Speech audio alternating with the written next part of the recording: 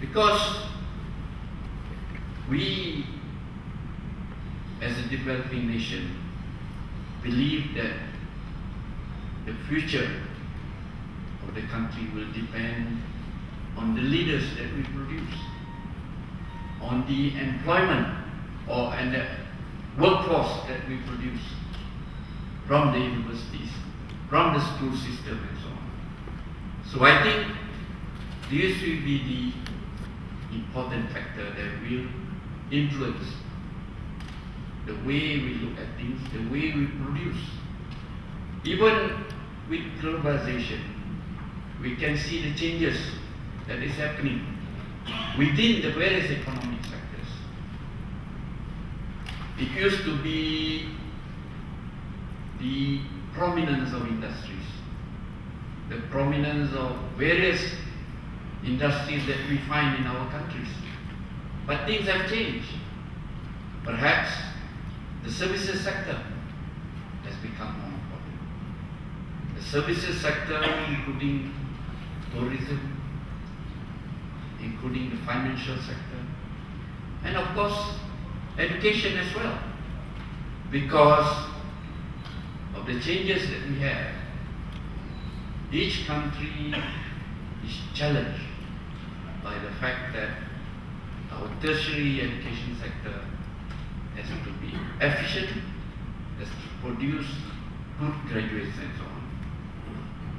And it is because of this, because of the pressure of GATS and so on, education has become a marketable product. And this is why cross-border education has become important. In some countries, people are still thinking that we shouldn't have other institutions that come in. But I think in Malaysia and some of our neighbors, things have changed.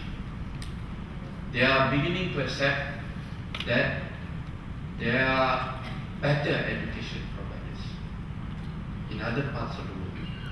We are opening up because we believe that this will also provide not only accessibility of our students, local students here, but perhaps to provide the impetus so that the domestic universities too will become competitive, will become efficient, and produce the goods that the learners want. New curriculum, we have to review the way we deliver our products, and so on. We have what we call twinning programs, where local colleges run programs from the UK particularly, and Australia. We have a few before from the United States, but somehow the preference of the student is still UK and Australia, because perhaps of historical reason. We are closer to the Anglo-Saxon, more or less, British, Australian. Then we have branch campuses of universities from the UK, from Australia. And they seem to be providing not only quality education, but also good graduates. And this is all the more important because Malaysia, and like most of other countries in this part of the world, is trying to ensure that our students are also proficient in English. And this has undergone various changes in not only private universities here, but also in the public universities. This is a good sign. The presence of so-called competition is a great help to our local institutions.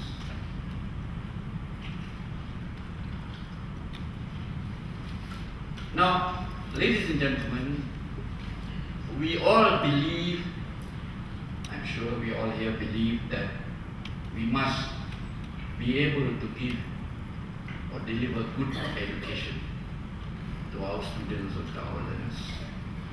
And I always believe that whatever we do, the students come first. Because they are our future leaders, they are our product, and learners must be the center of all our endeavors. Because particularly in developing countries, I at least go through this experience, that perhaps when they finish schooling, the students are really, some of them, or rather most of them, are not ready for tertiary education. So we have to relook at the things we do at the university. But when you think back, when they reach the university, and all the more because during the last 15 years, the universities have been asked, requested to increase their enrollment. So because of this, I certainly believe that whatever the universities do, whatever the faculty members do, in terms of curriculum, in terms of teaching, in terms of learning processes, the learner, the student must come first. But I believe that for ODL institutions, like myself, like OUM and Wawasan, because we're dealing with a different group of learners, the working people, they need that learner-focused approach. So because they have different interests, they are working, they have constraints, they have responsibilities and so on, I think it is important that we at ODL institution give special focus to them. And I, for one, at Open University Malaysia, and I believe Professor Wong too at Wawasan, we'll have to actually demarcate our objectives in terms of teaching and learning and research. For the moment, because we are still young actually, the research that we do is not the type of research that have been done in other universities. We believe that, at least for the time being, the faculty members will concentrate, if we do research, on institutional research. Meaning, research that have a lot of bearing on the way we teach, on the way, for instance, how we retain our students, how we deliver the responses from the student themselves with regard to the facilities, to the services, to the curriculum and so on. Plus, the responses from our tutors, who are actually, for the most part, are part-time tutors. So we need to gather information to do research on that. So this is again the difference that I see through my experience.